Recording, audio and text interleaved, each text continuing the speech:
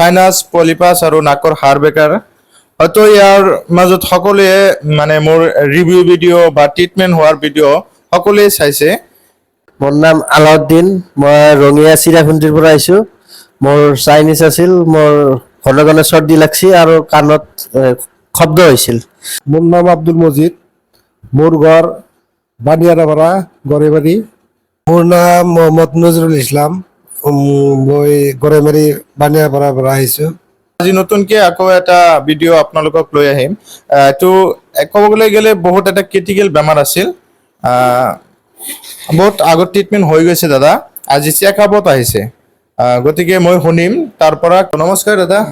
আৰু কাণত শব্দ হৈছিল, শব্দ হোৱাতে মানে কাণত কম শুনা পাইছিলোঁ। এতিয়া আল্লাহৰ ৰহমতে আৰাম পাইছোঁ। আগতকে বহুত ভাল লাগে, মানে 10 বছৰ আগত যেনেকুৱা লাগিছিল সেনেকুৱা লাগি আছে। মোৰ নিজৰ মোবাইলটো মই চাউণ্ড কম শুনা পাইছিলোঁ, এতিয়া মোবাইল গান শুনিলে মই চাউণ্ডটো বেছি শুনা পাওঁ। মানে কথা হ'লেও মই কাণত এতিয়া বেছিকৈ শুনা পাওঁ, আগত শুনা পোৱা নাছিলোঁ। আগতে মানুহে 2-3বাৰকে কথা ক'লেহে এটা কথা আপুনি বুজিব পাৰিছিল। অলপ জোৰতকে ক'ব লাগিছিল, এতিয়া মই কথা ক'লে মই শুনা পাওঁ, কাণৰ শব্দটো মোৰ গুচি গৈছে। চিকিৎসা হোৱাৰ পিছত কিবা ক্ষতি হৈছিল নেকি, আপোনাৰ কিবা অসুবিধা হৈছিল? নাই একো অসুবিধা হোৱা নাই। নাকেৰে কোনো ব্লাড অহা বা এনেকুৱা কোনো অসুবিধা হোৱা নাই। তো বন্ধুসকল, আপোনালোকে শুনিলেই দাদাৰ কথাটো।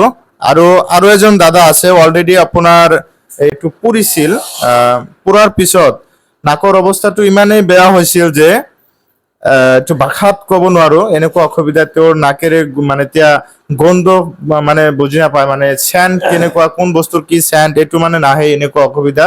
তো মই ট্ৰিটমেণ্ট কৰিছিলোঁ যদিও আজি আকৌ আহিছে মোৰ ইয়াত চেকআপৰ কাৰণে। মই দাদাৰ পৰাও শুনিম কেনেকুৱা অসুবিধা আছিল। মোৰ বেমাৰটো একচুৱেলি বহুত বছৰ ধৰি হৈছে। মাজখানে মই মোটামুটি 7-8 বছৰ আগত নাকত কিবা মেডিচিন লগাই দি কাঠিৰে এইটো পুৰি দিছিল। পুৰি দিয়াৰ পিছত তাৰপিছত মোটামুটি মই আজি 4-5 বছৰ ধৰি নাকেৰে কোনো চেণ্ট নাপাওঁ। চেণ্ট নোপোৱাত আপোনাৰ যিটো চেনেল, এই চেনেলৰ জৰিয়তে আমি এইটো পাওঁ, আমাৰ মোবাইলত পাওঁ। তাৰপিছত আমি আপোনাৰ লগত যোগাযোগ কৰি আপোনাৰ তাতে 1 মাহ আগত আহিছিলোঁ। বহুতখিনি আমি আৰাম পাইছোঁ, বহুতখিনি।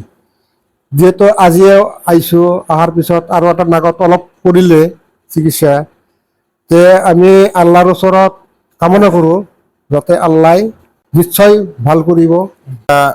মানে দুটা চাইডত মই এদিনেই ট্ৰিটমেণ্ট কৰি দিওঁ, কিন্তু ইয়াৰ মাজতো বেমাৰৰ বহুত ভাগ আছে।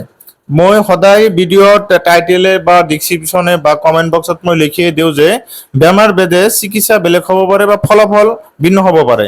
কিন্তু কথা হ'ল, এই দাদাজনৰ যেতিয়া পুৰিছিল, মানে চাইনাছটো পুৰি দিছিল, সেই সময়ৰ পৰা মানে নাকটো ইমানেই বেয়া হৈছে, যিটো টাৰ্মিনেট থাকে নাকৰ, এই টাৰ্মিনেটটো মানে পুৰি দিয়াৰ পিছত মানে এনেকুৱা হৈছে, এটা চৰ্বিত পৰিপূৰ্ণ হৈ গৈছে আৰু এইটোৰে মানে নাকটো সম্পূৰ্ণ সোপা খাই গৈছিল, যাতে এইটো নাকেৰে মানে অলপো উশাহ ল'ব পৰা নাছিল, এনেকুৱা অসুবিধা।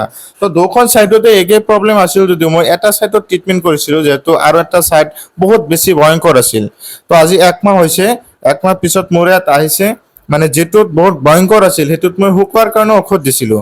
আজি সম্পূৰ্ণ শুকোৱা নাই যদিও মুঠতে 80% মান শুকাই গৈছে আৰু 20% মান আছে।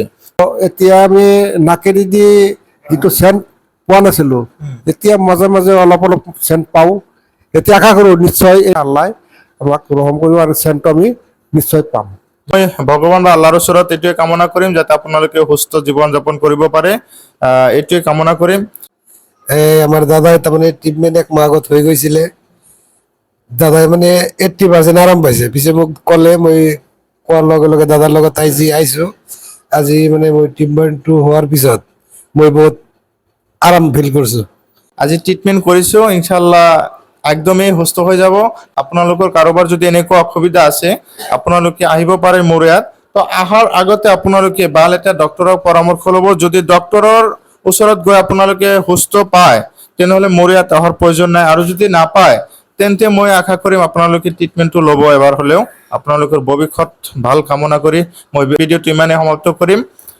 আপোনালোকে ভিডিঅ'টো শ্বেয়াৰ কৰি দিব, আৰু যদি কাৰোবাৰ মোৰ ইয়াত অহাৰ ইচ্ছা হয় বা আহিব খোজে, তেনেহ'লে এইটো বৰপেটা ডিষ্ট্ৰিক্ট আমাৰ নিয়াৰেস্ট যেটো বজাৰ কয়াকুছি বজাৰ গাঁওতেল এৰিয়া কয়াকুছিৰ পৰা 5 কিলোমিটাৰ পূবত জানেজ বজাৰ নামৰ এটা বজাৰ আছে, এটা চক আছে। সেই চকত আহিলে মোক পাই যাব। ধন্যবাদ, ভিডিওটো শ্বেয়াৰ কৰি দিব।